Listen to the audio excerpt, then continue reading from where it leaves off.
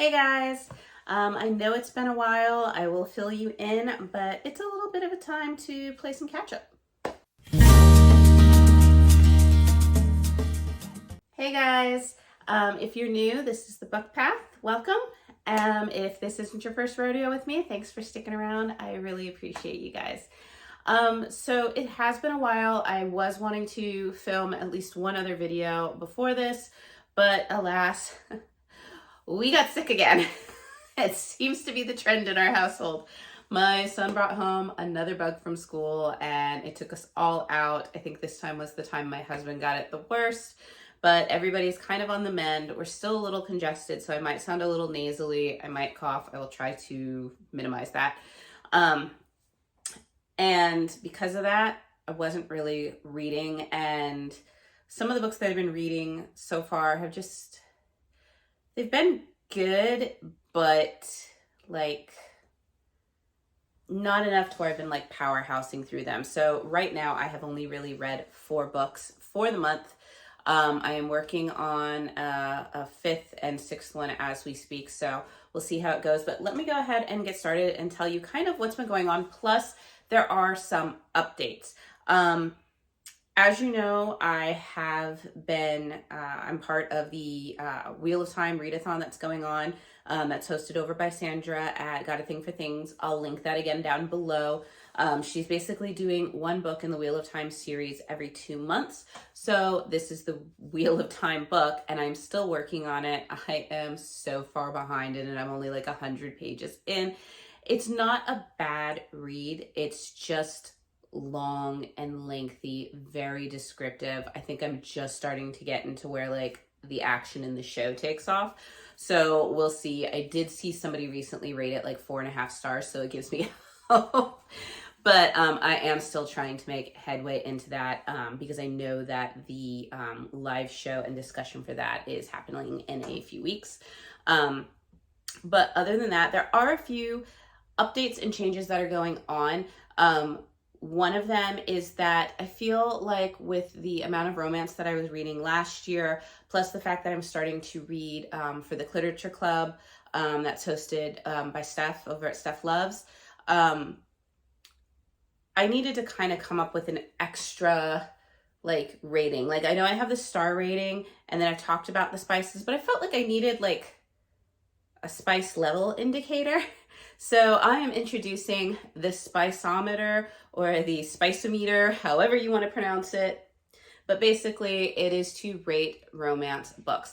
Instead of using little chili peppers for like romancy things, I'm going to use hearts just because some of them are not spicy. Like I said, this is just like your level of romance, your level of smut, whatever it is, what have you. So first off, we're going to have the 1 heart level. 1 heart is really more of your prelude to like the first kiss.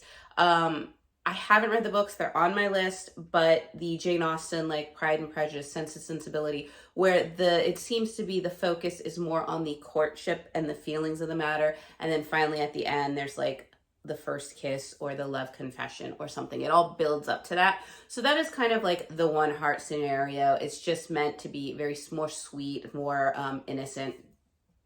The 2 hearts is going to be probably what you're going to find a little bit more in your younger YA romances, or your very tame romances. There will be maybe some kissing. There might be a little like making out, things like that, but more in the realm of that. Nothing really alluding to like night overstays or things like that. That brings us to 3 hearts. So 3 hearts is going to be your basic, it's going to be romance. You're going to have the overnight stay. There's going to be kissing. There might be making out. There's going to be sexual relations. Most of these are going to be like your fade to black. They fell on the bed and the door closed, or he looked at her and then the next morning, like it fades out, fades over the romantic scene. So there's not really explicit stuff in there. But there is, suggestions of that. 4 stars is where you're going to get your more smutty scenes, you're going to have the makeouts, you're going to have the kissing, you're going to have the sexual intercourse. It's going to be more descriptive than the other ones. You are going to have names of body parts, things like that. And then you get to the final rating, which is 5 hearts, which is the highest. This is your really intense smut erotica type of novels. This is going to be sexual intercourse. This is going to be stuff that's probably a little bit more explicit in detail.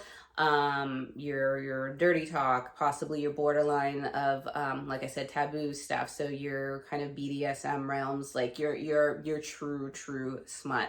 So I think going forward, when I do read books, I am going to give you a rating based on those kind of criteria. So that is something new and trying out. And, let me know your thoughts on the rating, if you think something should be included or where they kind of fall. If you want me to, I think as we go on, you'll get an example of books, kind of how they rate on this system, especially with Pharaoh Feb happening next month, which is Fantasy Romance February. There's going to be a lot of different levels on the heart rating system that we will be going over next month.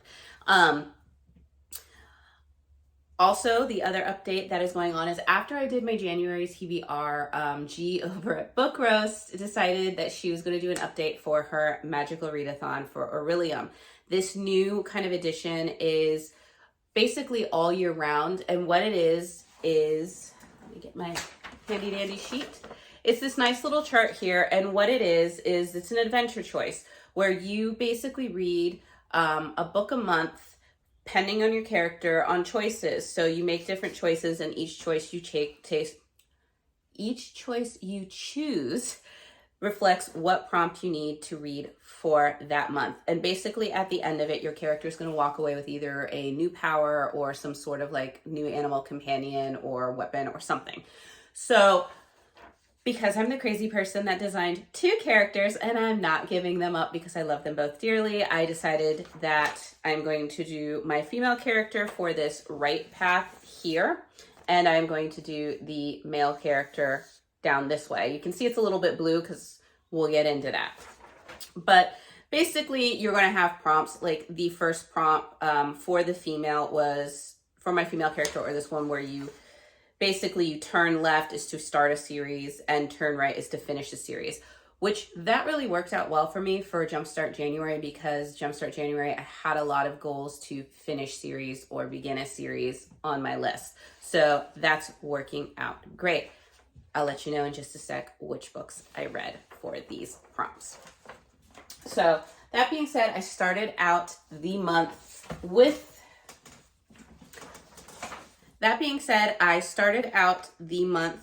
reading Star Cursed by Elizabeth Briggs. This is book 2 in the Zodiac Wolves series.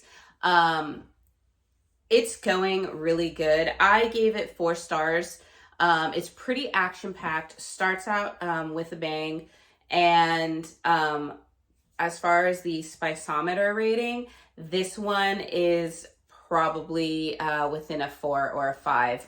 Very, very spicy scenes, very explicit towards the middle of the book.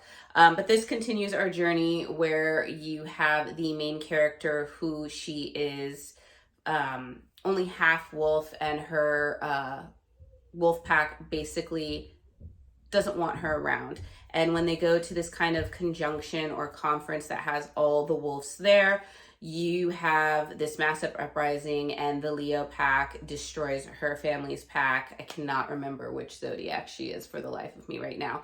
But let me see if I have it in notes here. That would be good.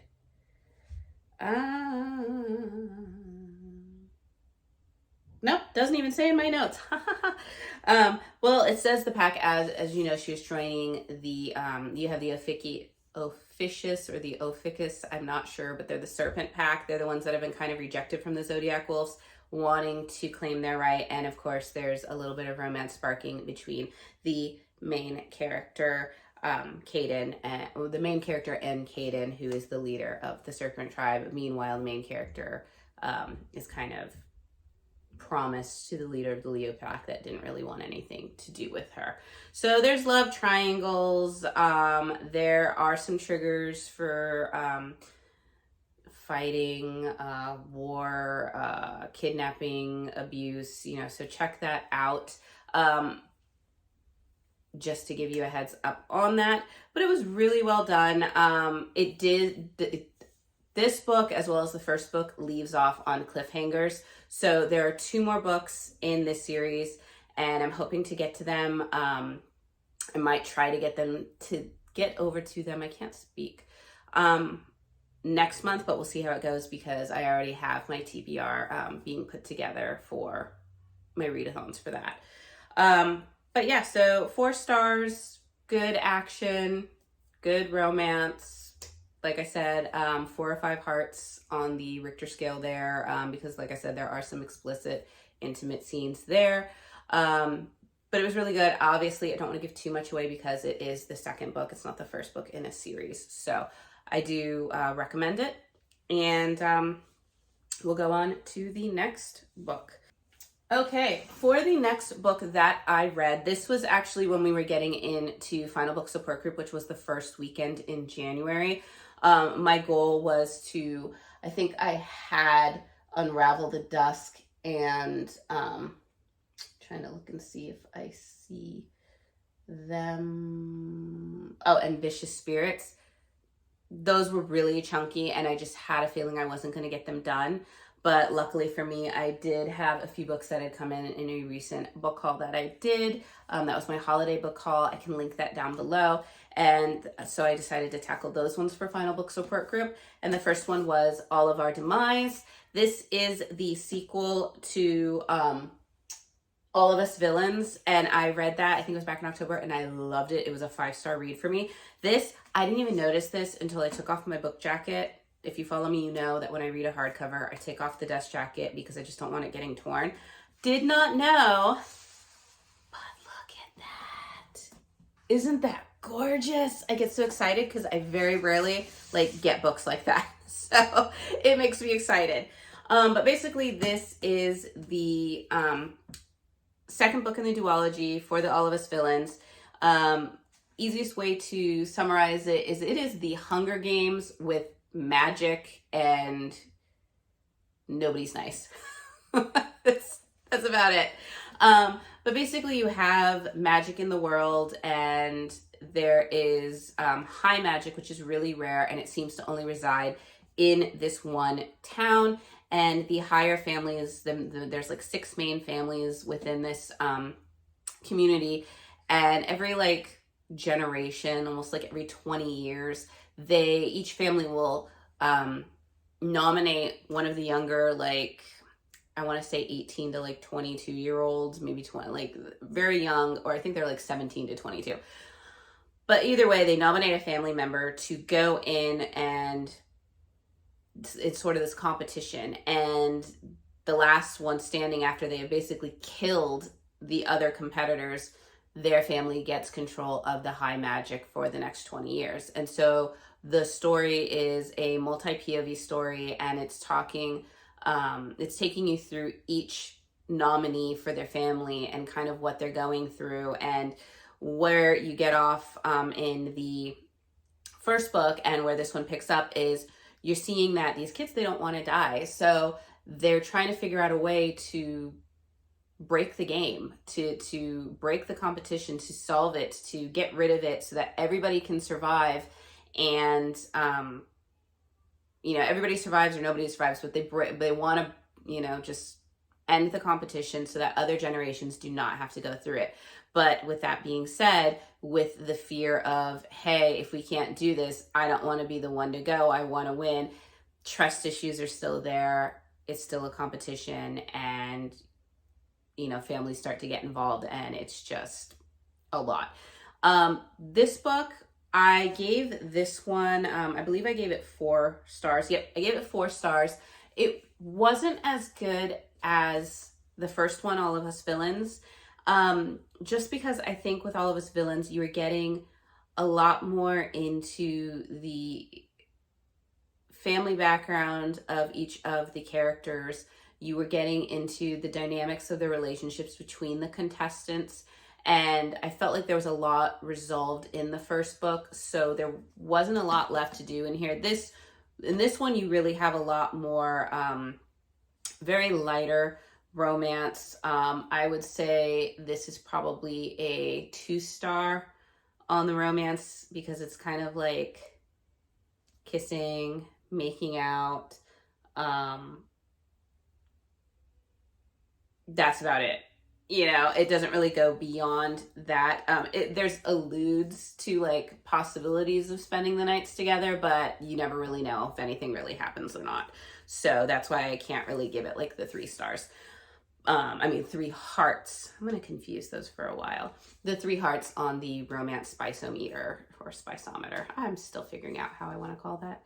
But it was still really good. I do recommend this duology. I think it's very interesting because you usually always have these things like the Hunger Games where it's 1 or 2 people that you're vying for and you're hoping they win. Where in this one, everybody's a villain. Everybody's got like a horrible part to them. Everybody's got a wonderful part to them. So it's kind of hard to figure them out. I know in the first one, Alistair was my favorite, along with like Gavin. That kind of continues in this one a little bit, but I do end up really kind of liking not Brienne. Who is it? Isabel.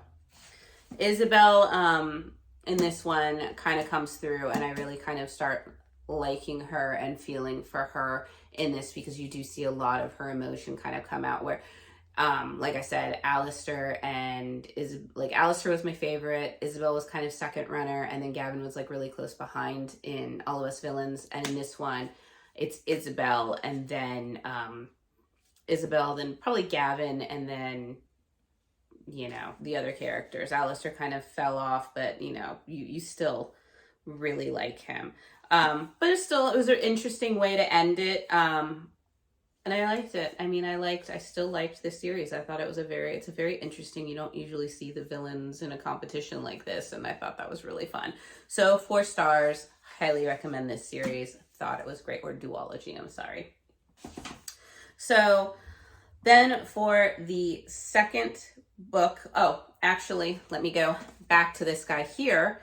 This guy, because this is the last book in the All of Us Villains duology, fulfilled the requirement for Magical Readathon, book January, for my male character, which was to turn right and finish a series.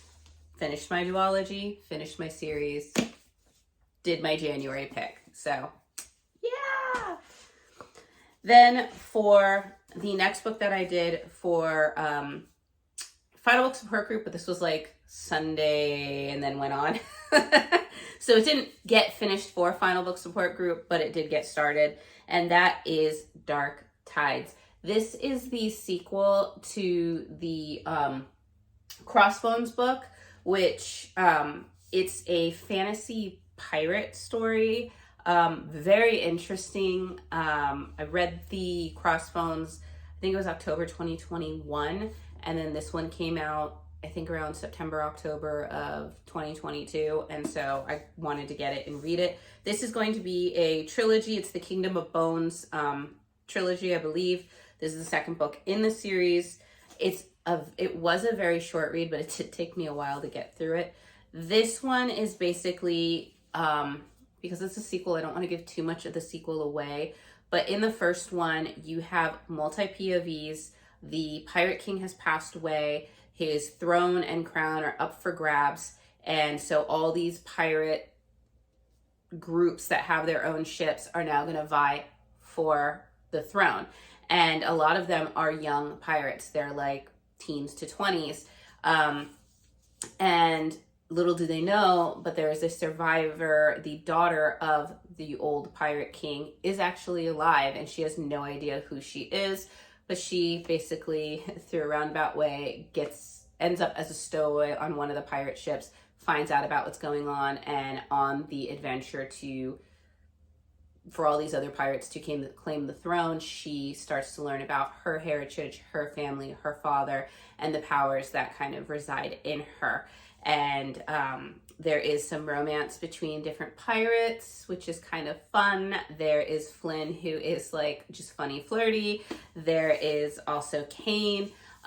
Kane is kind of my favorite. He's a little bit more serious. He's Kane Blackwater, which is just a cool pirate name anyway. But I like his character. I do like Flynn because he's just got that like womany, flirtatious charm. So I do like the guys in this more than the female characters. Not to say that the female characters aren't, you know, bad. I mean, they're okay. They're badasses, but like they're not bad. Like the characters are good. I just liked the personality traits of the guys a little bit better. This one kind of takes off where the champion has been crowned. I'm not going to tell you who it is, but there is a new ruler, and through what has happened in the first book, there has been a rift that has opened between our world or their world, and kind of like this underworld or like limbo type world, and creatures are starting to come through. And with that being said, the fire god who is kind of the enemy in the first one, is trying to get out. And just the way in which there's a plan to resurrect him, get him out. And of course, Lorelai, who is the daughter of the Pirate King and possesses the storm power, she is Stormblood. She is the only one that can prevent that, just like she can in the first one. So this is kind of a continuation of that, a continuation of all the romance and kind of love triangles that are maybe starting. I'm not sure. We shall see what happens in the third one. I am excited, you know, because this is just, it's pirate, it's adventure, it's treasure, and I love those things. So this one, I gave it 3 stars because it was really short. I felt like it could have been longer. I felt like more could have happened.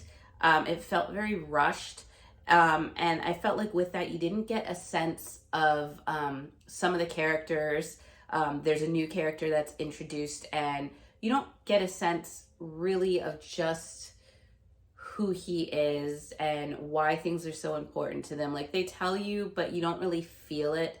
And then his relationship with Lorelai, and I think it's Nara, and what develops there, it feels very rushed, and I didn't really care for that. The same kind of goes with the kind of romance and the confessions that are going on. I felt like that was kind of for one couple, it's very playful and cute. For another, it's a little bit more serious, and just those kinds of emotions, the tender touches and tender glances that were kind of felt like were there in the first one. Didn't really see them in this one too much, and I felt like it could have been there. And then towards the end, when you have the big event that's going on, like the attempted resurrection or the full resurrection, like what the big major plot point of everybody trying to get to this point, kind of underwhelming a little bit. Like you kind of knew what was going to happen. You kind of were already there. And when it did happen, the steps that were required and the things that were required for the rituals or whatever that needed to take place in it, it was just rushed. And I don't know if maybe she needed to squeak this out before getting out the third book. Or maybe it was supposed to be, like, I thought it was supposed to be a duology. So maybe it was supposed to be a duology and it was taking a little bit longer. So they decided to split it and release this one first. I have no idea, so don't quote me on that. That's just my kind of like, maybe it happened. I don't know, but I felt like this one could have been longer, a little bit more fleshed out, but it was still a decent read. It was still entertaining. So 3 stars. I'll be on the lookout for the next book, which should be coming out, I think, in fall of 2023. So stay tuned, and hopefully we'll finish another series then, and this will be a fun piratey adventure with an epic climax and an ending. So we'll do that one. So then after that, this is one of the books that has been on my list for a while on my videos. I finally got to it. And I'm going to cover up the price tag sticker because this isn't my book, it's a borrowed book, and I just don't like the look of price stickers when I'm showing them to you. That is Nora Roberts' The Awakening. This is this is book 1 in the Dragonheart Legacy series.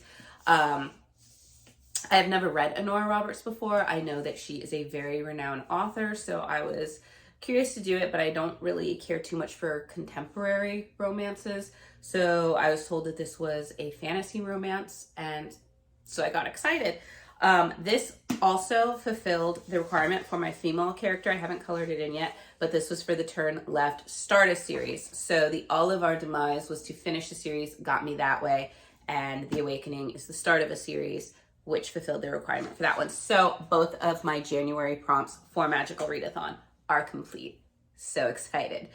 Plus I finished the series with the All of Our Demise, which goal for Jumpstart January. So awesome. This book I gave 3 stars. It's not a bad book. Like I said, some of these weren't bad books. They just weren't up there with what I was expecting. This book, you basically have Breen Kelly, who is in her 20s. She's a kindergarten teacher in Philadelphia. She lives with her her gay roommate, Marco, and he works at a drag club, basically, and it's owned by this gentleman, Sally, who is the one of the show performers, and his boyfriend, Derek. So that's kind of her found family, if you will, because her relationship with her mom is really not that great. She feels kind of oppressed by her mother. Her mother's kind of dictated and chosen what she's done in her life, and she's just really unhappy. And while her mother's away and she's taking care of things for her mom, she stumbles upon documents that show that her father, who she thought had long abandoned her, didn't really abandon her, and it actually left her money totaling to like a few $1,000,000. And she can't believe it, so she goes and she finds the contacts, find out this is all true. She's so mad because her mom like kept this from her, you know, how it would have changed her life growing up with this money versus what she'd had to do. And with that, it kind of starts her off on a journey to find her father. And so she goes with her roommate to Ireland, and all along she's kind of noticing somebody's kind of following her. She thinks it's in her head. She has these like dreams, and lo and behold, you find out that the cottage that they end up staying at is borderland with a portal to a sort of magical fantasy land of, I think it's called Tala. I'm not sure on the pronunciation. I am I'm bad at, I don't know Irish or Gaelic translations. I would love to, but I don't. It's spelled like Talamh. So at first I was pronouncing it like Talamh. I don't know. But then they did like one of those little parentheses and it sounded like Tala. So I'm not sure. If you know the correct pronunciation, let me know in the comments below, because I would like to know it the right way. But when she gets there, she finds her grandmother. She finds out that her father has passed away. Not all is as it seems. There is kind of a curse upon her family, she feels. And there is a war going on with basically a god. A dark god, a fallen god from their pantheon. And there is a man named Keegan who he is kind of the leader of that tribe or that clan, that society. And he is going to train Breen to survive, to fight back. And so it's kind of like that part of that story of getting her ready for this epic showdown, because she's the only one with the power to take down this fallen god or prevent him from using her powers, because she comes from a rare bloodline of all these magical lineages. So they call her the key to basically all the portals in like kind of a multiverse of like our world, their world, you know, everybody's world. I gave this 3 stars because I felt like for 70 to 80% of this book, it wasn't fantasy. It was more of kind of what you get with like Under the Tuscan Sun, that kind of I haven't been living my life the way that I wanted to. I want to love myself, embrace myself, self-discovery, self-empowerment, which is not bad. It's just when you go into a story and you're thinking it's going to be a fantasy romance, and then you get 70 to 80% and the romantic interest hasn't even entered the scene yet, it was kind of, flopped for me there. There were a few things, like when you find out like what the major plot is, it's not a bad one with like the fallen god, but it just doesn't seem like it was really plotted out well. Breen herself, I don't really care for, to be quite honest. I mean, I like aspects of her, but as a main character, I'm just like, okay, I'm following. It's more like I'm following your way through the story. And like I said, the self-discovery, it's not a bad idea. I just felt like the way that it kind of happened, the friends and the found family she has, it felt like I'd seen that before in other things, so it was a little cliched for me. Keegan is supposed to be her love interest, and at first I thought he was going to be kind of like this broody guy, and it was like the grumpy, and she's not essentially sunshine, but kind of along that way. And I just didn't really care for him, which is sad because in the very beginning I actually liked, they give you like a little glimpse of him and I liked him. So that was interesting. And then when the intimate scene happens, which I'll go with 4 stars on it, because it does use some descriptive wording, but it was still kind of on the tame side, and seeing as there's only really one intimate scene. Well, one intimate scene between the two of them, and then there's another intimate scene with Keegan and someone else. So that might have added to why I didn't really care for Keegan, but that's not as descriptive. So I will give it 4 because there are multiple references to multiple different characters being intimate, and they do have those kind of discussions. The other thing that really kind of annoyed me is for the intimacy in it, when they were going to get it on, they use the term mating. And I get it, it's a scientific term, but when somebody's like, I'll mate with you, or I'll mate you, or I didn't come to visit you to mate, it's just so bad. Like, I'm not gonna lie, that's just so bad. I don't know of anybody. I mean, maybe there's people out there that don't mind when or get excited when somebody's like, I'm gonna mate you. But it's just, to me, sounds so bad that as soon as they would say it, and they said it a few multiple times, it snapped me out of the story. Like, because I'm just reading and I'm just like the first time I couldn't actually believe that was the terminology that was chosen. I mean, there's so many other ones I can think in the realm of like writing a romance novel, like lay with me, or we laid together, or something like that. But yeah, I mate with him. I mean, it's not even like they're calling each other, he's my mate, she's my mate, something like that. They're just using it for the act. And it was just, yeah. So, like I said, I found a lot of problems for me in there to keep me very interested in it. I mean, I will finish the series because I have the other 2 books on loan. And it's not bad, like, plot line. I do love the fantasy world of Tala. I love the people that she's meeting there. I love kind of how that world works. The like the governing system, the rules that they have, the magic that they have. It's very, very, it almost borders on like myth and what you think of when you think of like magic in Ireland. So it was really kind of interesting to do that there. Excuse me. But as far as other things, it just felt like it was falling a little bit for me. I did get warned when I was doing this book that it would take a little bit to get into the fantasy aspects, as well as the romance, but that it would pick up in book 2 and book 3. So that's kind of keeping me going too on why I will continue with the series. But